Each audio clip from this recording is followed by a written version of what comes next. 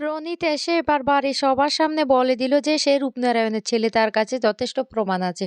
এই কথা শোনার সাথে সাথে তখন অজয়, চুন্নিরা কান্নায় ভেঙে পড়লো। হ্যাঁ বন্ধুরা, এমনটা হতে চলেছে আজকের পর্বে। বিস্তারিত জানতে ভিডিওটিতে লাইক দিয়ে চ্যানেলটিকে সাবস্ক্রাইব করে পুরো ভিডিওটি তোমরা দেখতে থাকো। গল্পের শুরুতে আমরা দেখতে পারবো দীপ দূর থেকে দাঁড়িয়ে দাঁড়িয়ে দেখতে থাকে আর বলতে লাগলো, ঝাঁপি এখন বন্ধুর সাথে এসে সুখ দুঃখের কথা শেয়ার করছিস এত রাতে, এটা কিন্তু ভালো করছিস না। এদিকে ঝাঁপি বলতে লাগলো, ইনকেই তার প্রথম প্রেমিকা। আর এইভাবে আত্মসম্মানবোধ খুইয়ে আমি একটা সম্পর্কে কেন জড়িয়ে থাকবো? আর তখনই এই ঋষভের মনে পড়ে যায় ঠাম্মির কথা। বলতে লাগলো, ওদের মধ্যে যথেষ্ট মানবিমান চলছে ওদের সম্পর্কটা ঠিক করে দিতে। তখন ঋষভ বলতে লাগলো, আমি বুঝতে পারছি, আমি ওদের সম্পর্কটা ঠিক করে দেব। এরপরে দূর থেকে হঠাৎ করে একটা গাড়ি আসতে দেখতে থাকে দীপ। আর সেই গাড়িটা এসে যখন ঝাঁপির গায়ে পড়বে, আর তখনই সেই মুহূর্তে দীপ দৌড়ে গিয়ে ঝাঁপিকে বাঁচিয়ে নেয় আর বলতে লাগলো, কি দরকার ছিল তোর? কি দরকার ছিল এত রাতে এখানে আসার? তখন ঋষভ কিছু বলতে গেলে বলতে লাগলো, একদম চুপ করে থেকো। আমাদের মাঝখানে কথা বলতে আসবে না। এখন যদি একটা বড় অ্যাক্সিডেন্ট হয়ে যেত তুমি কি করতে? ঋষভ তখন কিছু বলার আগে ঝাঁপি তখন বলতে লাগলো, একজন ভাড়াটিয়ার জন্য তুমি কেন এখানে এসেছো সেটা বলো। তোমার কি এমন দরকার পড়েছে যে তোমাকে আসতে হলো? তখনই দীপ বলতে লাগলো, হ্যাঁ আছে, আমার কর্তব্য আছে একজন ভাড়াটিয়ার জন্য, কারণ ওরা আমাদের বাড়িতে ভাড়া থাকে। তাই ওদের ভালো-মন্দ দেখার দায়িত্ব আমার। আর তুই কেন এত রাতে এখানে এসেছিস সেটা আগে বল। কি কারণে এসেছিস? জাভেদ তখন বলতে লাগলো, "আমি এত কথা তোকে বলতে পারবো না।" তখন দীপ বলতে লাগলো, "আমি বাইক নিয়ে এসেছি, আমার বাইকে উঠো। এক্ষুনি বাড়ি ফিরতে হবে। অল্পের জন্য বেঁচে গিয়েছো।" তখন এই কথা বললে ঋষভ তখন বলতে লাগলো, "যা ঝাঁপি, যা দীপের সাথে চলে যা।" আর দীপকে বলতে লাগলো, "শোনো, তোমাদের মধ্যে অনেক মান-অভিমান চলছে, ভুল বোঝাবুঝি চলছে। হ্যাঁ, সংসারে থাকতে গেলে একটু মান-অভিমান ঝগড়াঝাটি হয়। তোমরা দুজন ইচ্ছে করলে সেটা মিটিয়ে নিতে পারো। কেন এই সমস্যাটা করছো দীপদা?" দীপ তখন কোনো কথাই বলে না। কিন্তু ঝাঁপি কিছুতে যেতে রাজি হয় না। তখনই ঋষভ বলতে লাগলো, "ঝাঁপি, ছেলে মানুষিতে করিস না। যা, ওর সাথে চলে যা। এখন কিন্তু অনেক রাত হয়েছে।" এদিকে ইনকা আ বড্ড টেনশন করতে থাকে। অন্যদিকে দেখা যায় ঝাঁপি আর দীপ বাড়ি ফিরে আসে। আর ঝাঁপিকে তখন বলতে লাগলো, "কি দরকার ছিল এত রাতে বাড়ি থেকে বের ক আ যাওয়ার? এখন যদি একটা বিপদ হতো তখন কি করতি? তুই না সবসময় একটা না একটা সমস্যা বাঁধিয়ে রাখিস।" ঝাঁপি তখন বলতে লাগলো, "কি সমস্যা? কোনো সমস্যা তো হয়নি। আমি প্রমাণ খুঁজতে গিয়েছি।" তখন দীপ বলতে লাগলো, "ও প্রমাণ খুঁজতে গিয়েছিস এত রাতে? তাও আবার ঋষভের সাথে?" ঝাঁপি তখন বলতে লাগলো, "হ্যাঁ, আমি প্রমাণ খুঁজতে গিয়েছি।"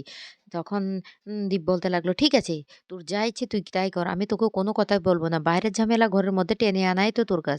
জাপি তখন বলতে লাগলো, "বাইরের ঝামেলা আমি ঘরের মধ্যে টেনে আনছি না। আমি শুধু এইটুকু প্রমাণ করতে চাইছি বাবাকে কে ছুরি মেরেছে। তোমার তো সেটা নিয়ে কোনো মাথা ব্যাথা নেই। আমার আছে। আমার বাবাকে কে ছুরি মেরেছে আমাকে সেটা জানতে হবে।"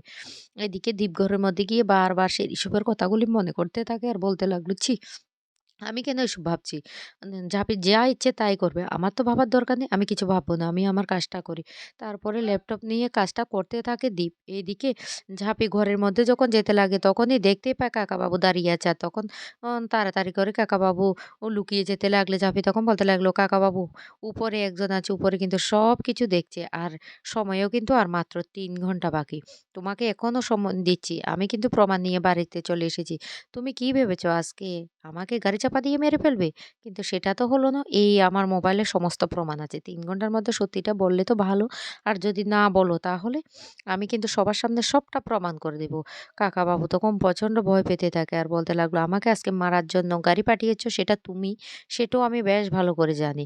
এমনি, এমনি গাড়িটা আমার দিকে ছুটে আসেনি।" কাকাবাবু তখন সেখান থেকে চলে যায়। এদিকে ঝাঁপি বলতে লাগলো, "আমি কি করব? সত্যি কি আমি প্রমাণ করতে পারবো? না, না। আমাকে কিছু একটা করতে হবে।" অন্যদিকে দেখা যায় ঝাঁপি ঘরে গিয়ে ভাবতে থাকে। এইদিকে ইনকা আ আর কাকাবাবু কথা বলতে থাকে। কাকাবাবু তখন বলতে লাগলো, "জানো ইনকা, ঝাঁপি প্রমাণ নিয়ে বাড়ি ফিরে এসেছে।" তখনই ইনকা বড্ড রেগে যায় আর বলতে লাগলো, "কি ঝাঁপি বেঁচে ফিরেছে?" তখন কাকাবাবু বলতে লাগলো, "হ্যাঁ, ও নাকি সমস্ত প্রমাণ নিয়ে এসেছে। এবার আমার আর কোনো পথ নেই। আমি সত্যিটা সবার সামনে বলে দেব। দরকার পড়লে আমার হাতটা কাটা যাবে। তারপরেও ভালো, আমি একটা কথা বলি, আমি দাদাকে ছুরি মারতে চাইনি। তুমি আমাকে বলেছিলে।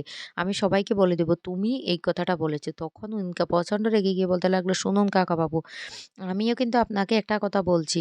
আপনি যদি আমার নামটা বলেননি, আপনার সেই গোপন ভিডিও হোটেলের সমস্ত কিছু আমি এমন সবাইকে তো দেখিয়ে দেব। গ্রামের সব মানুষকে দেখিয়ে দেব। এমনকি এটা সোশ্যাল মিডিয়ায় আমি ভাইরাল করে দেব। তাই ভালোই, ভালোই বলছি। আমাকে দিকে কিন্তু আঙ্গুল তুলবেন না। আপনি ফেঁসেছেন, আপনি ফেঁসেছেন। আর আপনি একটা কথা কেন বুঝতে পারছেন না? আমার মনে হয় ঝাঁপি ফাঁকা আওয়াজ দিচ্ছে। ঝাঁপি কোনো প্রমাণ পায়নি। আর তো ৩ ঘন্টা সময়। একটু ধৈর্য ধরুন না। দেখুন না কি হয় সত্যি, সত্যি ঝাঁপি কি প্রমাণটা এনেছে না এনেনি। আমার তো সেটা মনে হয় না। আমার মনে হচ্ছে ঝাঁপি কোনো প্রমাণ সংগ্রহ করতে পারেনি। আপনি না এই ভয়টা পাচ্ছেন আর ঝাঁপি সেই ভয়টাকেই তার সেই যে প্ল্যান, সে প্ল্যানে লাগাচ্ছে। আপনার ভয় দেখেই কিন্তু ও বুঝতে পারছে আপনি এই কাজ করেছেন। তাই আপনাকে প্লিজ অনুরোধ করছি, আপনি একদম ভয় পাবেন না। আপনি নিজেকে শক্ত করুন। কন্ট্রোল করুন আপনি নিজেকে। আপনার চোখ মুখ দেখলে বোঝা যাচ্ছে আপনি একটা অপরাধ করছেন।